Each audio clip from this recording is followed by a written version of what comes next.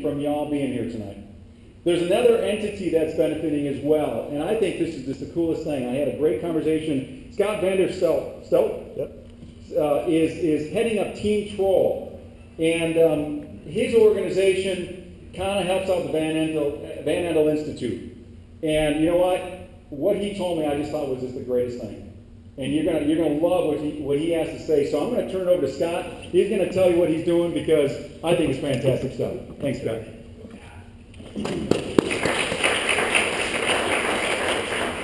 First of all, I'd just like to tell you guys that I pictured you all in your underwear earlier because that's the only way I can get through this right now.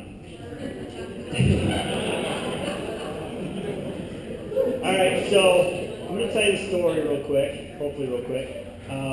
In the early 90s, a group of people, my dad and myself and some of my best friends and his best friends, all headed above the bridge to go smelt dipping and trout fishing. If you don't know what smelt dipping is, it's wee hours and you stare at a creek and wait for these little fish to go swimming by. Well, when they don't go swimming by, you have nothing to do but drink beer. So we sat there around the campfire waiting for the smelt to come through and drinking beer, and these locals kept calling us trolls.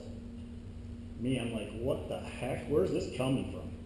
Well, we all, you included, live below the bridge, so you are all trolls. Okay, we can live with that. It caught.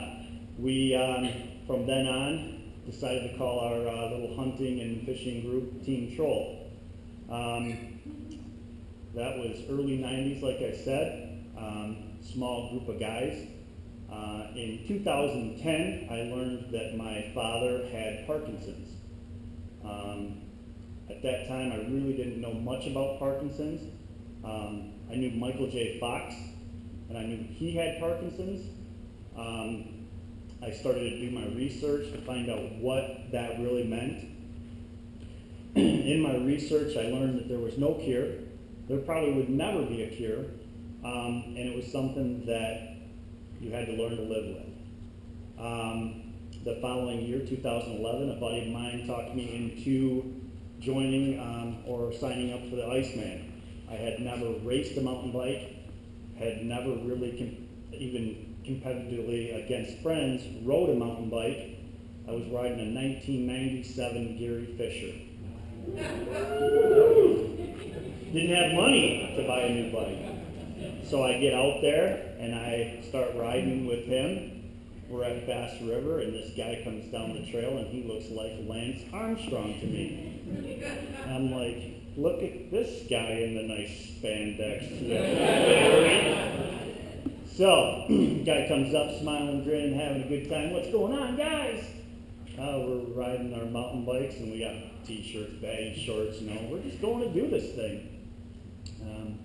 As he pulled away, one of the guys said, dude, that's an S-Works. Yeah? What's that mean? It's a $10,000 bike. I say, what? That's a 1997 Gary Fisher. What do you think of that? Same brake pads were on when I bought it. Let's do this. So, the summer went on. I started really enjoying mountain biking, got involved with everything about it, the people, the races, everything. I decided at that point that I was going to try and find a way to raise money, awareness, whatever, for Parkinson's. Google, great thing. There's nothing in the United States that had anything to do with Parkinson's and mountain bikes. But you've got to be kidding me. So I joined a Canadian team called Parkinson's Peloton. We all know what a Peloton is now. At that time, I had no clue what that was. Like I said, I was a rookie last year. I still am. These Canadians said, heck yeah, you can raise money for us, no problem. So I would go to my family and friends and ask for money, and they'd go, well, why is this money going to Canada? If you're me, you really don't care. You just want to find how you can stop Parkinson's progression. In fall of last year, the guy that started that team, they had been going for 2 years. He lost his father to Parkinson's, decided that he was not going to pursue the fundraising anymore, and that he had donor fatigue. Basically, he had tapped out his people that were giving him money. He was exhausted and wanted to take a break. Not that Parkinson's research wasn't important to him, but he needed to take a break. Okay, Scott's going, you suck. No, you don't suck. You're going to help me start what you started in the U.S. No problem, Scott, we can do that. He said, this is what you do. You got to find a place to go and give your money. Okay. An article had just come out about the Van Andel and how they recruited the top scientists in the world, not the country, the world. This scientist now works for the Van Andel. The Michael J. Fox Foundation at the time had given $400,000 grant to the Van Andel to start their program. I knocked on the door and said, hey, Van Andel, this is what I got, this is what I want to do, what do you think? You want to give us money and we don't have to do a whole lot about it. No problem, we can do that. So, it seemed easy enough to me. As you all know, kits, bikes, all things mountain bike cost money. The only way for me that I felt to make it happen was to try and make you, or the people that rode for me, or for the cause, want to do it. So I started recruiting companies that would sponsor us, and I have sponsors and all that good stuff. I was trying to get a bike shop that would, be that hardcore sponsor. You go to Alger or cross country or some bike shop and you see these guys out there and that's who they ride for. That's not who we wanted to be. We wanted to be Team Troll and we wanted to be the Van Andel Institute. We do have some affiliations with Nate's Cycle Shop. We didn't want to be told really what or how we needed to do it. We have everything from your typical get on a bike and go for a ride type of rider to guys and gals that ride to race for the championships. If there's any pros out here and you want to wear my jersey, step forward because I want to see you ride it on Iceman. It's really what I've been doing is trying to find a way to get the word out, let people know who Team Troll is and what we're doing. That's kind of the story of Team Troll. There's a second piece to what we do. There is a company called Generation Care in Spring Lake and Muskegon.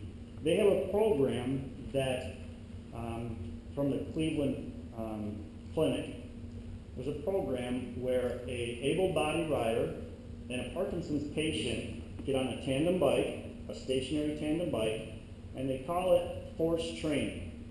Wouldn't that be great if somebody could force all of us to train a little harder? These Parkinson's patients are forced to maintain 80 RPMs for 45 minutes. It's been proven clinically to improve their motor functions. Their shaking, their tremors, their stuff like that. I'm actually shaking right now.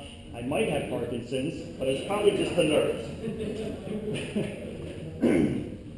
So that's another piece of what we do. We want to get out there and we want to not necessarily recruit able-bodied riders, but we want to recruit Parkinson's patients. We want the Parkinson's patients to know that what you have, you didn't do anything to get Parkinson's. You have Parkinson's and it's something that you're just going to have to live with. It's nothing to be ashamed of.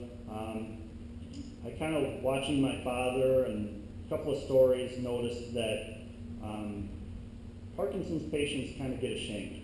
They get this shake, this tremor, and they get ashamed. So they kind of get out of the public and go do their thing, and they don't do the things they used to do.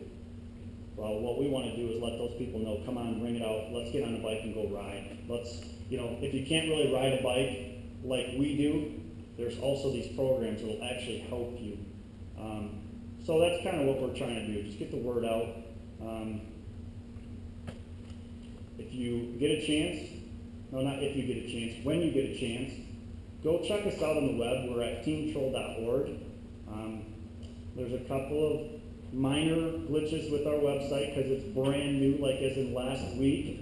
But you'll get the gist of who we are and what we're doing. It's a really great thing, and if you ever see us out on the trail and want to talk to us, find out what you can do to help, feel free. There's ways that you can reach out to us on the website and through the Van Andel. You'll see us on the trail, you'll see us at races, you'll see us different places. We're going to have our kits, our jerseys and shorts for sale, and t-shirts and stuff like that. All proceeds go to the Van Andel for Parkinson's research.